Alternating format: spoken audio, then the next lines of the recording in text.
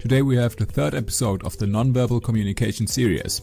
This time we talk about spectacular body language as a man. To be specific, we will discuss how, and if you'd like to call it that way, an alpha male sits, stands and walks. This is especially helpful in dating. Most men experience the struggle of dating sooner or later. For some it seems effortless, but quite often I see men completely clueless on how to act or behave. Today we will cover the three most important stances: sitting, standing and walking. For each of these we have some positive and some negative examples. Starting up with sitting, there are endless variations on how you could potentially sit. But which of these are deemed masculine? Generally speaking, the goal is to take up a lot of space. We signal to other males and females that this is our place and we inhabit it. We don't cower ourselves into a corner. Taking up space makes us look more confident. This can even go to the extent to not only looking more confident, but actually becoming more confident. Fake it till you make it is the key word.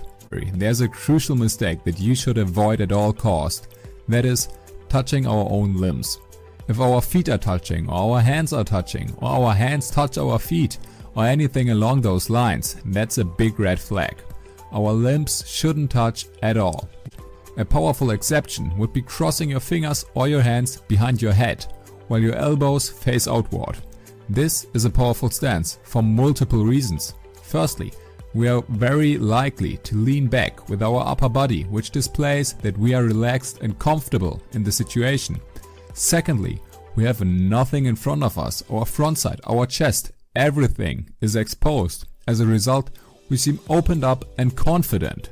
We don't need to protect ourselves through crossing our arms. And lastly, our head is either straight or slightly raised and laid back.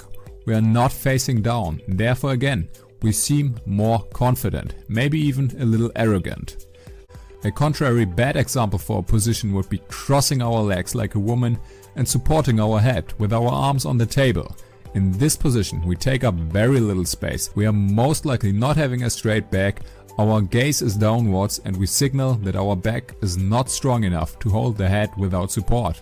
Next up is standing. It is basically the stuff that you've heard since you were young.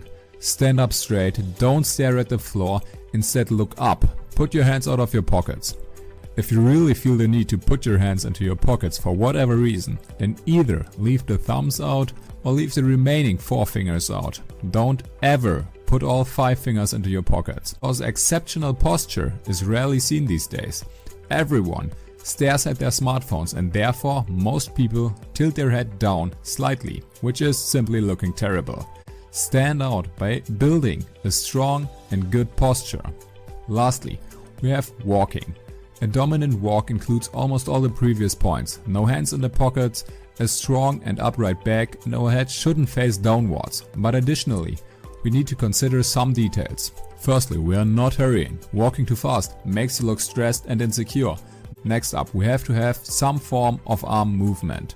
We mentioned it already, we should get our hands out of the pockets. Instead, our arms should swing slightly. Don't let them hang around. Rather, use a small swing with every step.